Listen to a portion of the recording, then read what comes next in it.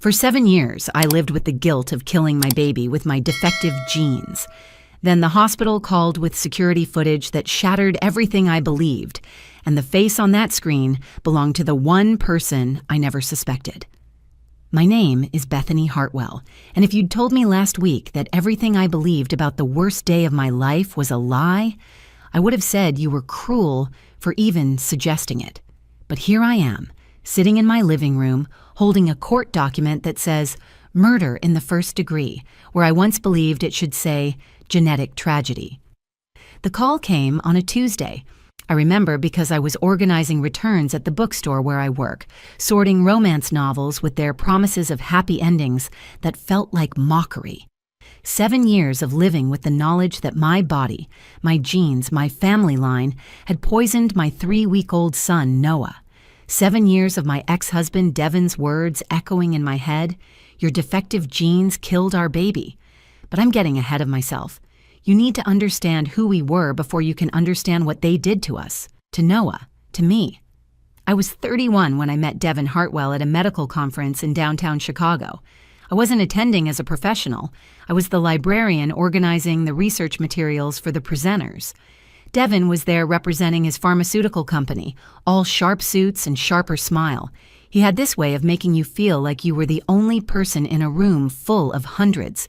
His mother Vera would later call it the Hartwell charm, as if it were some sort of birthright passed down through generations of successful men. "You're not like the usual medical crowd," he'd said, finding me restacking journals during the lunch break. "You actually seem to enjoy what you're doing." "Books don't argue back," I'd replied, and his laugh had been genuine, warm, not the calculated chuckle I'd learned to recognize later.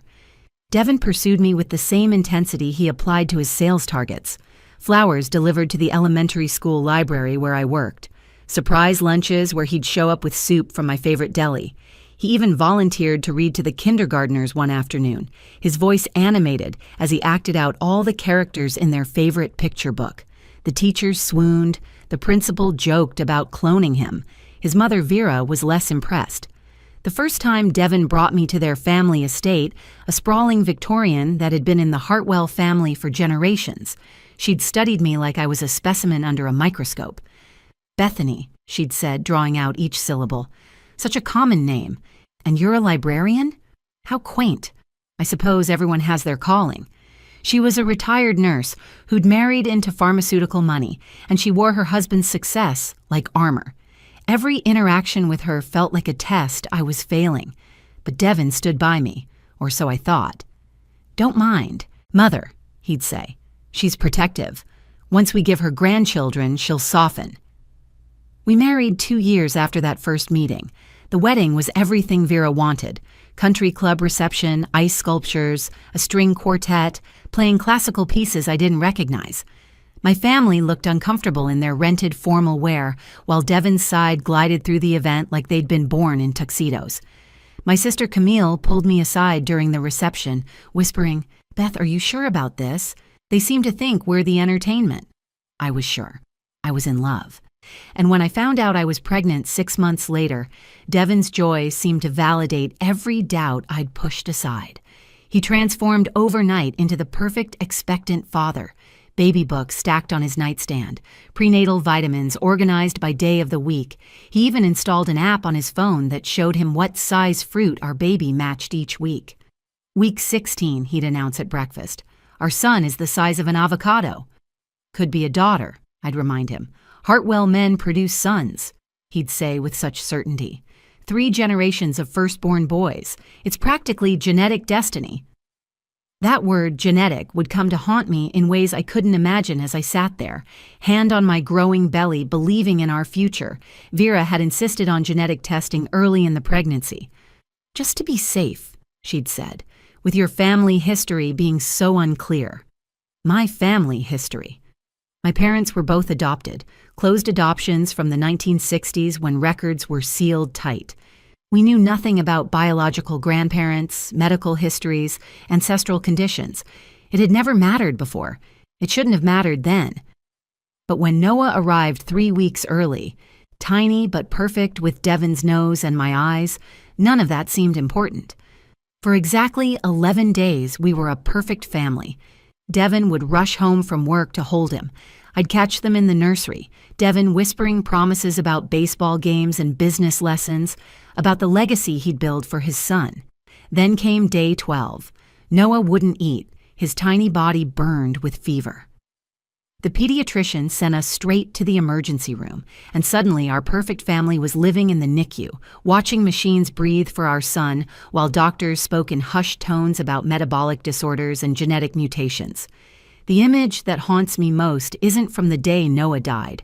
It's from 2 days before, when the genetic counselor pulled us into that small, airless room with inspirational posters about chromosomes and heredity. Devin's face as she explained the rare recessive gene disorder, supposedly inherited from my side. The way his hand slipped from mine like I was contagious. The exact moment his love curdled into disgust. "Your defective genes," he'd said in the corridor afterward while our son lay dying. "You killed him." For 7 years, I believed him. For 7 years, I carried that guilt like a stone in my chest. Every baby I saw, every happy family in the bookstore, every pregnancy announcement on social media, they all whispered the same accusation. "You killed him." Until that Tuesday. Until Dr. Shannon Reeves called and said the words that changed everything. "Your son didn't have a genetic disorder, Ms. Hartwell. Someone murdered him." And the someone had a face, a name, a set of keys to the NICU. The same woman who'd questioned my worthiness to marry her son had decided my baby wasn't worthy to live.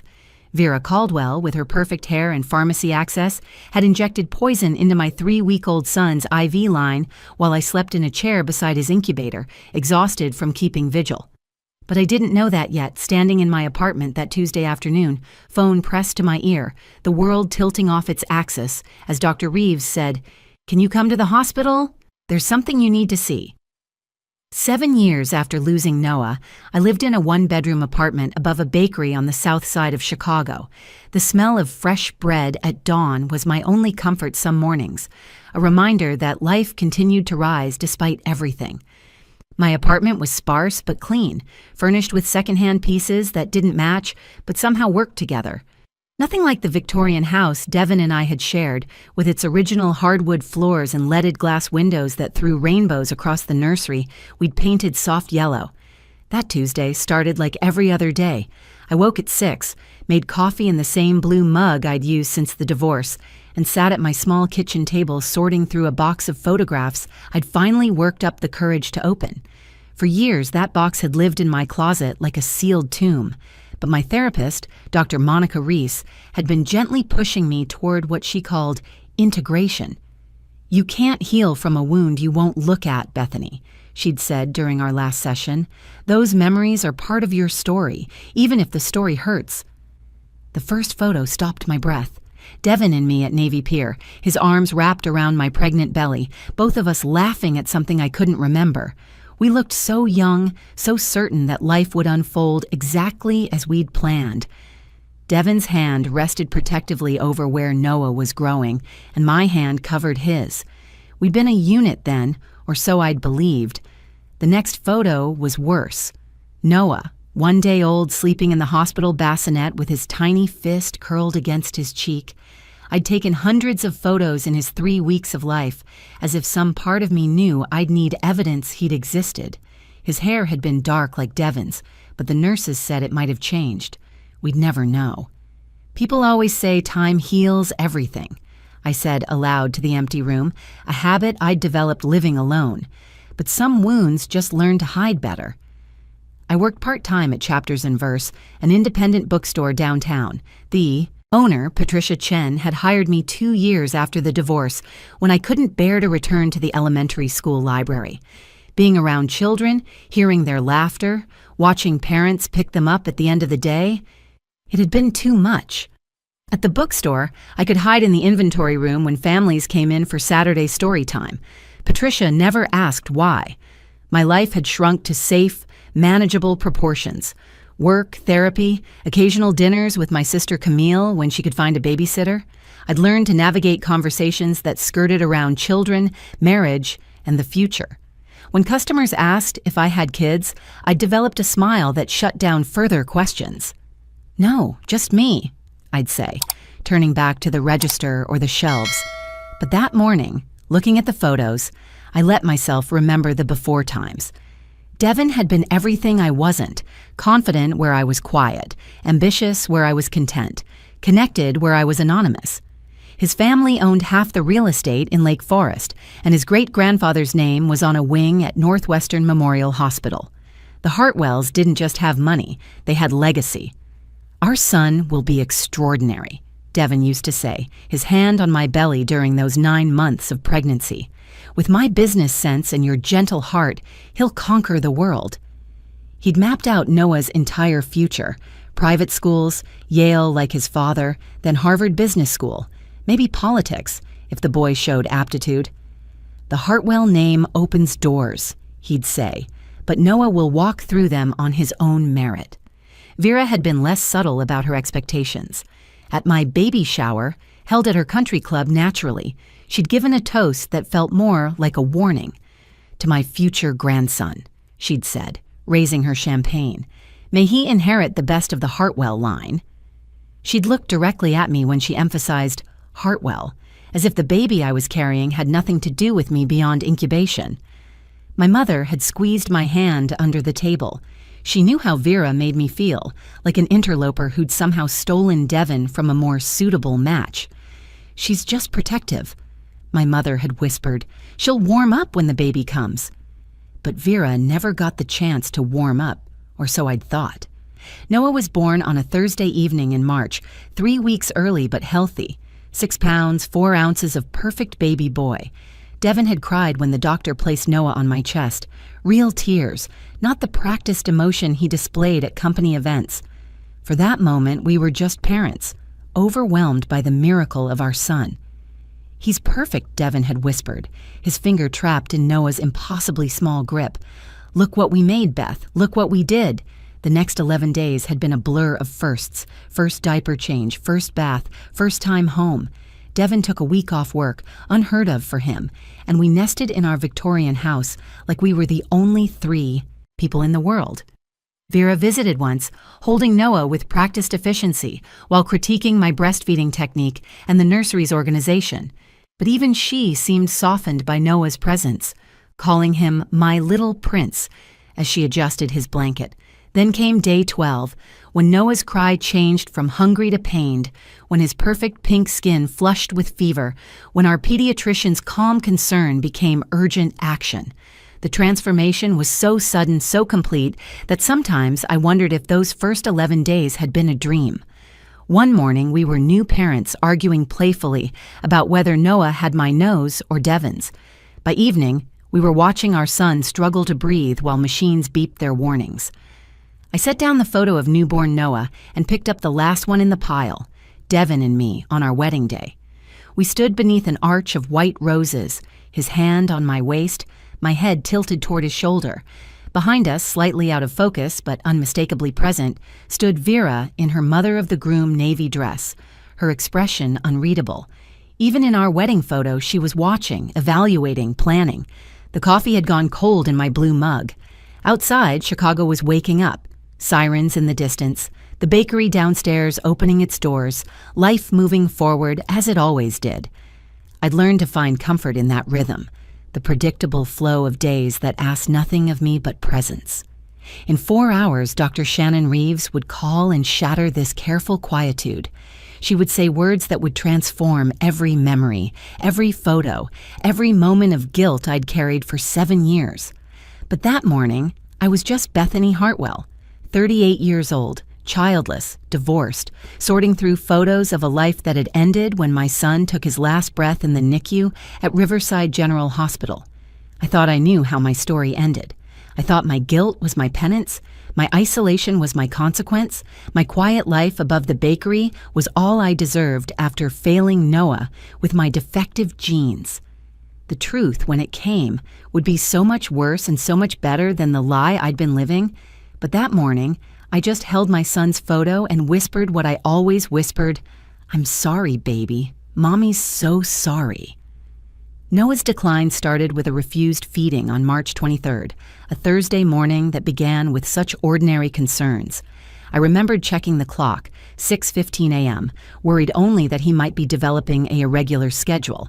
By noon, that small worry had transformed into terror as his temperature climbed to 102 degrees, despite the acetaminophen drops our pediatrician prescribed over the phone. "Babies get fevers," Dr. Hendricks had said calmly, "but bring him in if it doesn't break by evening." It didn't break. It climbed.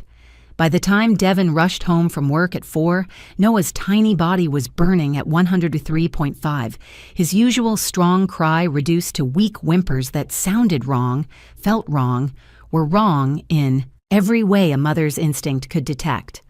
The emergency room at Riverside General became our new home within hours. Noah was admitted to the NICU, hooked to monitors that tracked every heartbeat, every breath, every failing system in his 3-week-old body.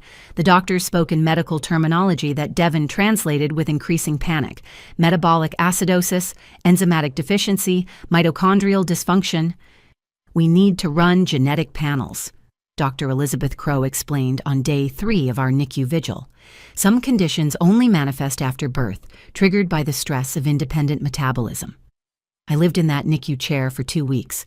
Devin came and went, his presence decreasing as the prognosis worsened.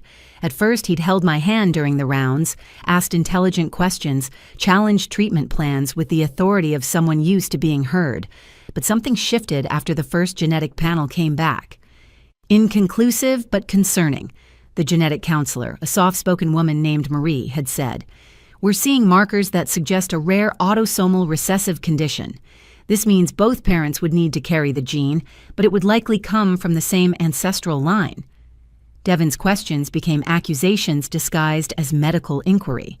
"What about Bethany's family history? Her parents were both adopted, correct? Closed adoptions?" Marie nodded carefully. "That does complicate our ability to trace the genetic lineage." "My family is documented for 5 generations, Devin said, his voice carrying an edge I'd never heard before. "Every medical record, every death certificate, no metabolic disorders, no genetic conditions." The moment our marriage ended wasn't when Noah died. It was 3 days before, in that airless conference room with the chromosomal charts on the walls. Marie had just finished explaining how the condition, if confirmed, was inherited through recessive genes that could hide for generations.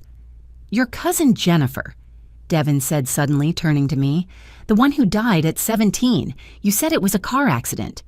"It was a car accident," I insisted, confused by the interrogation. "But she was sick before, wasn't she? Your aunt mentioned something at our wedding about Jennifer being frail." "She had chronic fatigue syndrome. That has nothing to do with—" "How would you know?" Devin's voice cracked like a whip. "You don't even know your biological grandparents' names. You don't know what diseases run in your blood. And now our son is dying because of what you don't know." Vera arrived that evening, having driven down from Lake Forest the moment Devin called her. She swept into the NICU like she owned it, her former nursing background giving her automatic authority with the staff. She studied Noah's charts, questioned the nurses, and pulled Devin aside for hushed conversations that stopped whenever I approached. "We should get a second opinion," Vera announced.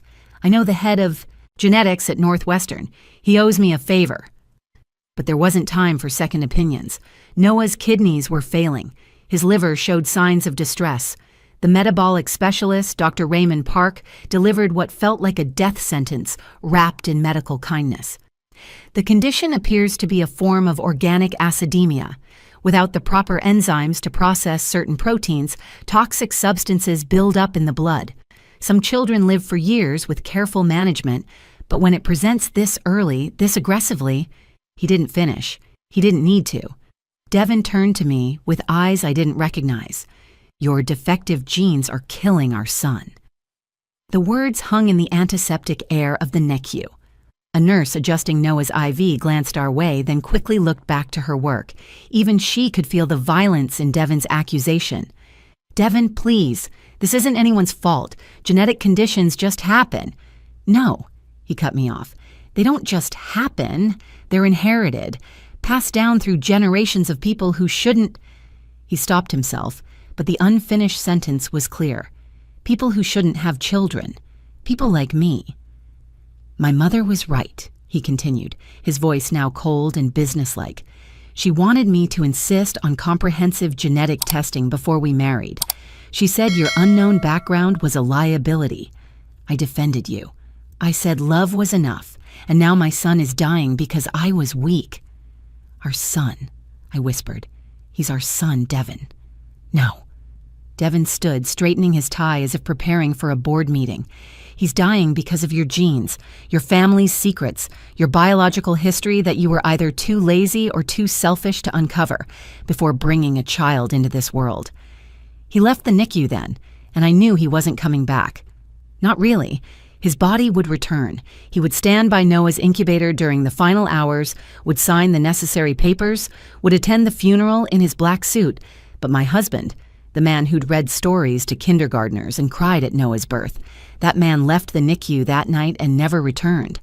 The next days blurred together. Devin consulted lawyers while our son struggled to breathe. He moved into the guest room of our Victorian house while I kept vigil at the hospital. Vera brought me food I didn't eat and offered comfort that felt like judgment. "This is devastating for Devin," she said, sitting beside me as Noah's monitors beeped their irregular rhythm. "To know his perfect son was destroyed by preventable circumstances. If only you'd been honest about your genetic uncertainty." "I was honest," I said numbly. "I told Devin my parents were adopted. I never hid anything." "Omission is a form of dishonesty, dear. You should have refused to have children knowing the risks." "What risks?" I wanted to scream. "The risk of being human? The risk of biology being unpredictable? The risk of loving someone who could break your heart?" But I said nothing because Noah was dying, and nothing else mattered. When Noah passed at 3:47 a.m. on April 6th, Devin was in the hospital chapel. Vera was in the cafeteria. I was alone with my son, holding his tiny hand as the monitors flatlined, whispering apologies for the genetic curse I'd apparently given him, promising him that Mommy loved him despite her defective genes, despite her poisonous bloodline, despite everything Devin said was wrong with me. The funeral was held at Vera's church in Lake Forest. Devin delivered a eulogy about potential lost and dreams destroyed. He never once looked at me. The divorce papers were delivered the next day, citing irreconcilable differences and grievous emotional harm. His lawyer, one of Vera's country club friends named Harrison Blackwood, was brutally efficient. "Given the circumstances of the child's death and your genetic culpability, Mr. Hartwell is entitled to significant compensation for emotional damages," Harrison explained in his oak-paneled office. "However, he's willing to forego pressing charges for negligent infliction of emotional distress if you agree to these terms." The terms took everything. The house, the savings, even the car. I signed because what was the point of fighting? My son was dead. My marriage was over. And according to everyone who mattered, it was all my fault. The call came at 2:17 p.m. on that Tuesday afternoon, 7 years after Noah's death. I was at work processing returns at Chapters and Verse when my phone vibrated against the wooden counter. The number was unfamiliar but local, a 312 area code. I almost didn't answer, assuming it was another collections call about the medical debt I was still paying off from Noah's final days. "Miss Hartwell? Bethany Hartwell?" The woman's voice was professional but carried an undertone of urgency that made me step away from the register. "Yes, this is Bethany. My name is Dr. Shannon Reeves. I'm the new chief of pediatrics at Riverside General Hospital. I need to discuss your son Noah's case with you. It's extremely important." My body went cold. 7 years, and hearing Noah's name from a stranger still felt like touching an exposed wire. "I don't understand. Noah passed away 7 years ago." "I'm aware, Miss Hartwell. That's why I'm calling. We've discovered some significant discrepancies in his medical records that require immediate attention. Can you come to the hospital today?" "Discrepancies?" My voice sounded distant, like it belonged to someone else. Patricia looked over from the coffee station, concern creasing her features. "I'd prefer to discuss this in person. Can you be here within the hour? I'll clear my schedule." The urgency in her voice overrode my instinct to avoid that hospital forever. "I'll be there in 30 minutes. I told Patricia I had a family emergency, grabbed my jacket, and drove to Riverside General on autopilot. The building looked exactly the same, 12 stories of brown brick and tinted, windows that had housed the worst 2 weeks of my life. The parking garage still smelled like exhaust and industrial cleaner. The elevator still made that grinding noise between the third and fourth floors. Dr. Shannon Reeves met me in the lobby herself, not sending an assistant or nurse. She was younger than I expected, maybe 40, with kind eyes behind wire-rimmed glasses and the sort of carefully controlled expression that suggested she was about to deliver devastating news. "Thank you for coming so quickly," she said, leading me not to her office but to a private conference room on the administrative floor. "Please sit down." The room held a long table, multiple chairs, and a wall of windows overlooking the parking lot. But what made my stomach drop were the other people already seated. A man in a suit who looked like hospital legal counsel, and another man whose bearing screamed law enforcement despite his business casual attire. "Ms. Hartwell, this is our legal counsel, James Morrison, and Detective Jerome Watts from the Chicago Police Department." "Police?" I sank into the offered chair. "What is this about?" Dr. Reeves sat across from me, her hands folded on a thick file folder. "Ms. Hartwell, 3 months ago, we began a comprehensive digitization of our medical records as part of a system upgrade. During this process, we discovered that several infant files from 7 years ago had been corrupted or misfiled. Your son Noah's case was among them."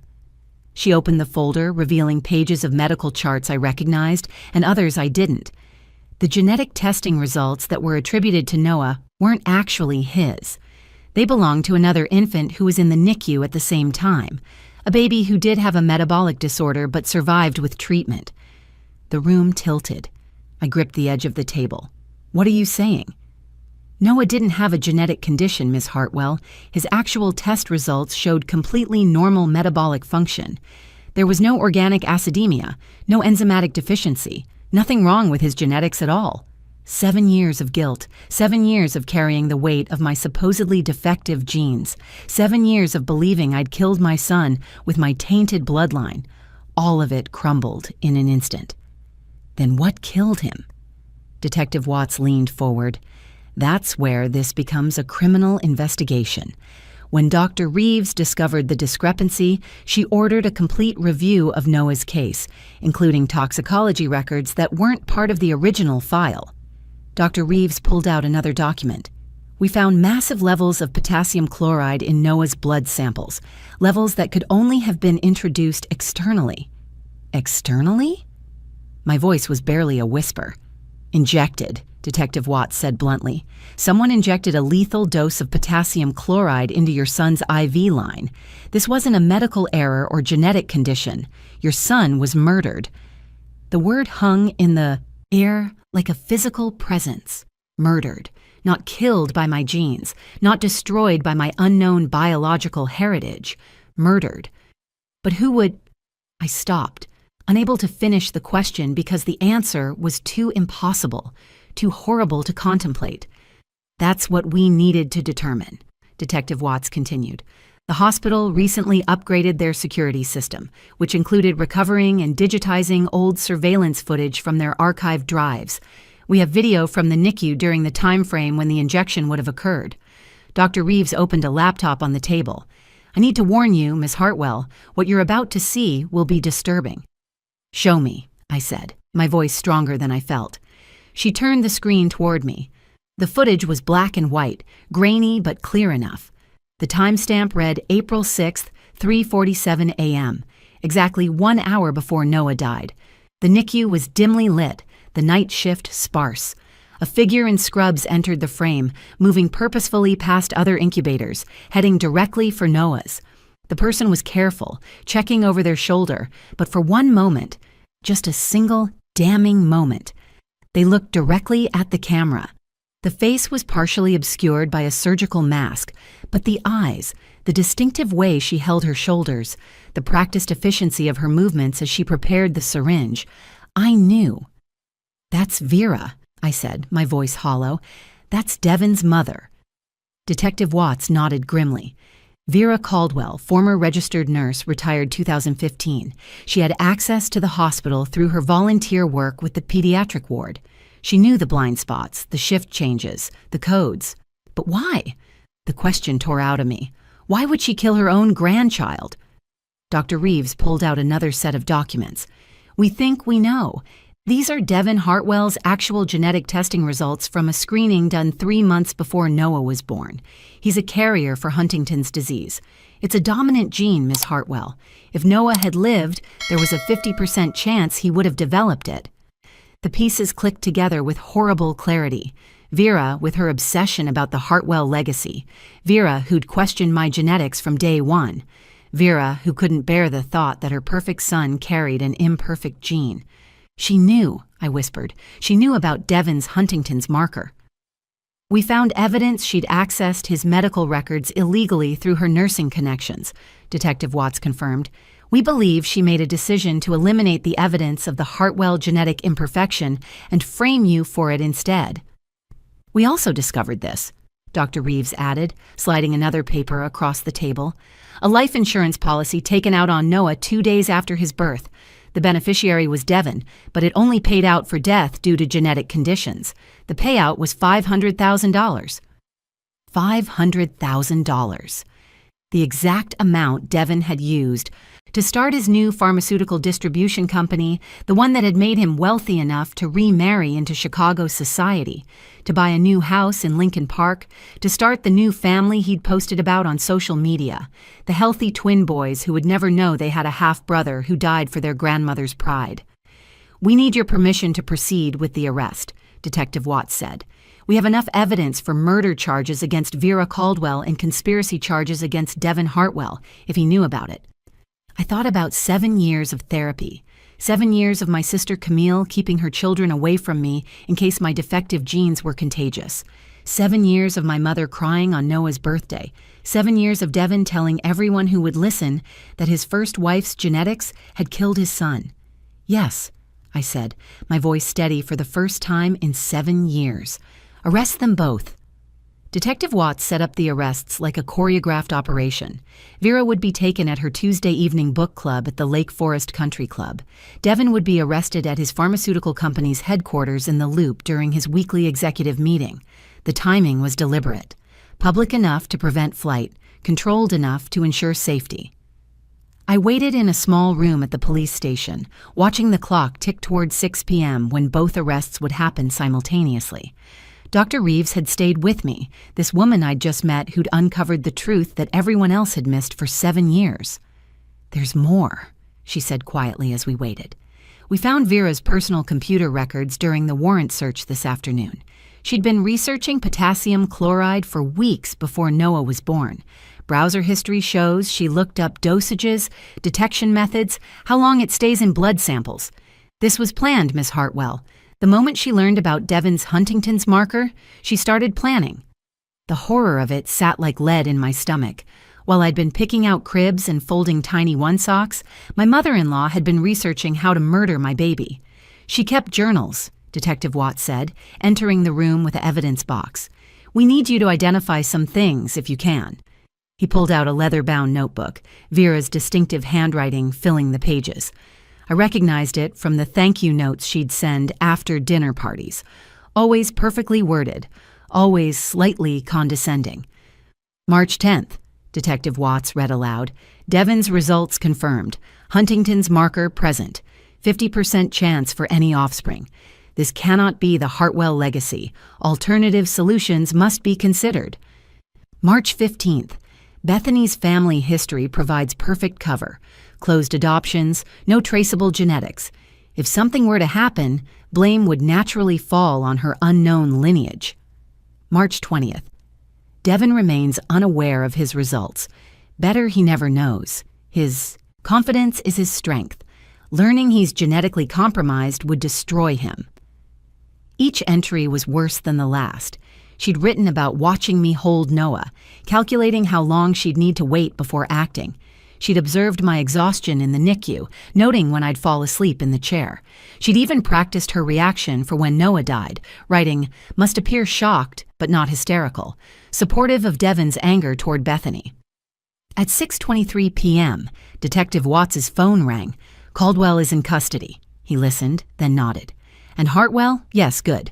Bring them both in for processing. The next hours blurred. Vera arrived first, still in her St. John suit from book club, her silver hair perfectly coiffed even in handcuffs. She saw me through the interview room window, and her expression didn't change. Cold, controlled, imperious to the end. Devin arrived 30 minutes later, rage radiating from every movement. "This is insane," he shouted at anyone who would listen. "My mother would never. Bethany, tell them this is a mistake." The fact that he appealed to me after 7 years of treating me like a genetic pariah would have been laughable if it weren't so pathetic. Detective Watts brought me to an observation room where I could watch Vera's interrogation through one-way glass. Her lawyer, a shark named Pemberton from downtown, sat beside her. "Mrs. Caldwell, we have video footage of you entering the NICU at 3:47 a.m. on April 6th. We have evidence of you accessing potassium chloride from the hospital pharmacy, using your volunteer credentials. We have your computer searches and your journals. Would you like to explain?" Vera straightened her pearls, a gesture I'd seen her make 1,000 times before delivering a cutting remark. My grandson was suffering. The genetic condition he inherited, from his mother's side, was causing him tremendous pain. What I did was merciful. The genetic condition that didn't exist? Detective Watts placed Noah's real test results on the table. "These are your grandson's actual results, Mrs. Caldwell. Perfect metabolic function, no genetic abnormalities." For the first time in all the years I'd known her, Vera's composure cracked. Just a fraction, just a moment, but I saw it. The realization that her plan had been exposed. "That's impossible," she said. "What's impossible is that you murdered a healthy 3-week-old baby to cover up your son's Huntington's marker." Detective Watts placed Devin's genetic results beside Noah's. "You killed your grandson because you couldn't bear the thought of the Hartwell line being anything less than perfect." Vera's lawyer whispered urgently in her ear, but she waved him off. When she spoke, her voice carried the same crisp authority she'd used to dismiss caterers and criticize my table settings. "You don't understand what it's like to build something that matters. The Hartwell name, the legacy, the reputation, it took generations to establish. Devin is brilliant, successful, everything a son should be. I couldn't let him know he was broken. I couldn't let the world know the Hartwell line was contaminated." "So you contaminated the Bethany's reputation instead?" Detective Watts asked. "She was nobody," Vera said simply. "A librarian from no family of distinction. Her suffering was irrelevant compared to preserving Devin's future. He needed to believe the defect came from her. It gave him something to fight against, someone to blame. It made him stronger." I watched my former mother-in-law confess to murdering my son as casually as she'd once criticized my choice of wedding flowers. No remorse, no hesitation, just cold calculation about acceptable losses. Devin's interrogation was different. When confronted with the evidence, with his mother's confession, with the truth about his own genetics, he crumbled. The confident pharmaceutical executive became a shell-shocked man realizing his entire life was built on a murder. "I didn't know," he repeated over and over. "I thought, Mom said the insurance was just prudent planning. She said Bethany's genes. I believed her. I always believed her." Detective Watts wasn't sympathetic. "You took the insurance money. You built your company on your son's death." "I thought it was compensation for my pain, for what Bethany's genetics had cost me."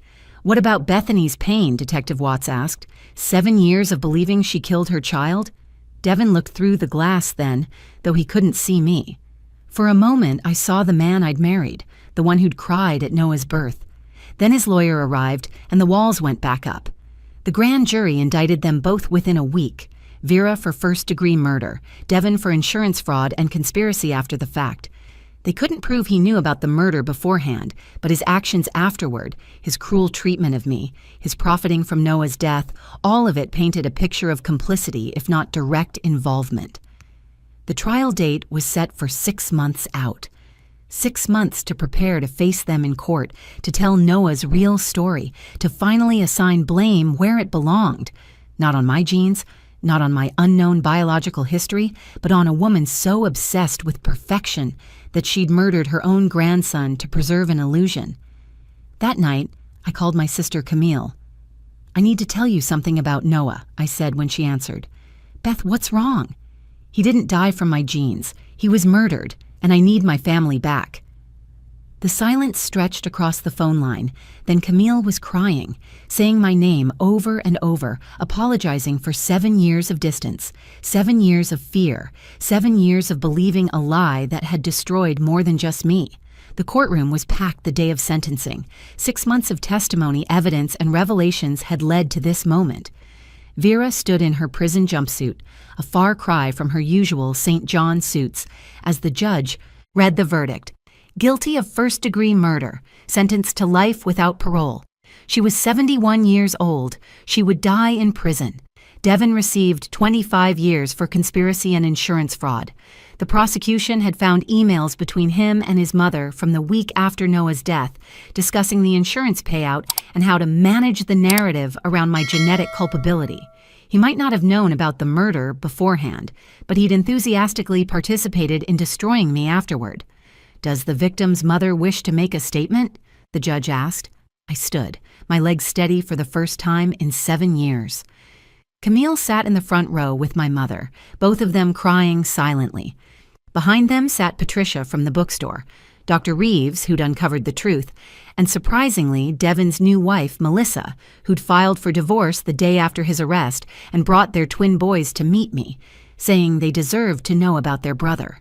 "Your Honor," I began, my voice carrying through the silent courtroom. "For 7 years, I believed I killed my son with defective genes. I lost everything: my marriage, my home, my career, my family's trust, and most importantly, my right to grieve Noah properly." While I was tormented by guilt, his killer attended charity galas and posted Facebook photos with her new grandchildren. She watched me fall apart and felt nothing but satisfaction that her plan had worked. I turned to face Vera directly. "You killed Noah because you couldn't accept that your precious Hartwell bloodline carried Huntington's disease. But here's what you never understood. Noah was perfect, not because of his genes, but because he was loved. In his 3 weeks of life, he knew nothing but love. That's the only legacy that matters." Vera's expression never changed, rigid and cold to the end. But Devin was sobbing, the reality of what he'd lost and what he'd done finally breaking through his denial. After the sentencing, I stood outside the courthouse with Camille and my mother, breathing free air that didn't taste like guilt for the first time since Noah died. Reporters pushed forward with questions, but I only answered one. "What do you want people to know about your story?" I looked directly at the camera. That mother's intuition is real. I knew something was wrong with the story of Noah's death, but I let people with louder voices and fancier degrees convince me to doubt myself. If something feels wrong, keep pushing for answers. The truth might be horrible, but it's better than living with a lie. The settlement from the hospital's insurance and the civil suit against the Hartwell estate came to $3 million. I donated a third to the Innocence Project because I knew what it felt like to be wrongly blamed. Another third went to creating the Noah Hartwell Foundation for genetic testing and counseling for families who actually needed it. Families dealing with real genetic conditions, not manufactured ones. With the final third, I bought a small house in Oak Park with a garden where I planted roses that bloomed every spring around Noah's birthday. I returned to working with children, but now as a grief counselor for parents who'd lost infants. I told them what I wished someone had told me. Sometimes tragedy isn't random. Sometimes it isn't your fault, and healing comes from truth, even when that truth is more horrible than the lie. Dr. Monica Reese, my therapist, asked me during our last session how I felt about forgiveness. "I don't forgive Vera," I said honestly. "Some acts are unforgivable. She murdered a baby to protect her pride, but I forgave myself, and that's what matters." I kept one photo on my mantle, Noah at 3 days old, perfect and loved. Underneath, a small plaque read, "Noah Hartwell, 3 weeks of life, a lifetime of love. Your truth freed Mommy." Devin wrote me once from prison, a long, rambling letter about his sorrow and his shock about his Huntington's diagnosis. He wanted absolution I couldn't give him. He'd spent 7 years telling everyone I'd killed our son with defective genes while building his fortune on Noah's grave. His tears at the trial didn't erase the cruelty of his abandonment, but his twin boys, Thomas and Andrew, visit me once a month. Melissa brings them, and we look at photos of Noah together. They know they had a big brother who died, and when they're older, I'll tell them the full truth. not to hurt them, but to arm them against anyone who would tell them their worth is in their genes rather than their hearts. The last time I visited Noah's grave, I brought him a letter I'd written about everything that had happened. I read it aloud to his headstone, then burned it there in the cemetery, watching 7 years of lies turn to ash and drift away on the wind. "You were never broken, baby," I whispered to the stone, and neither was I. Some stories don't get happy endings, but sometimes they get just endings, and that has to be enough. Noah couldn't be brought back, but his truth could be told. His murder could be punished. His mother could finally grieve him properly, without the weight of false guilt. That's the thing about truth. It doesn't always heal, but it does set you free. And after 7 years of prison built from lies, freedom felt like breathing again, like spring after the longest winter, like coming home to myself at last. I think Noah would want me to be free. I think he'd want me to know that love is stronger than genetics, that truth is stronger than lies, and that a mother's love survives even the cruelest deceptions. His 3 weeks of life mattered not because of his genes, but because he was here. He was loved, and his story, his real story, deserved to be told. Thank you for watching this story. If it touched your heart or opened your eyes, please take a moment to like this video and share it with someone who needs to hear it. Your comments mean everything. Share your thoughts below.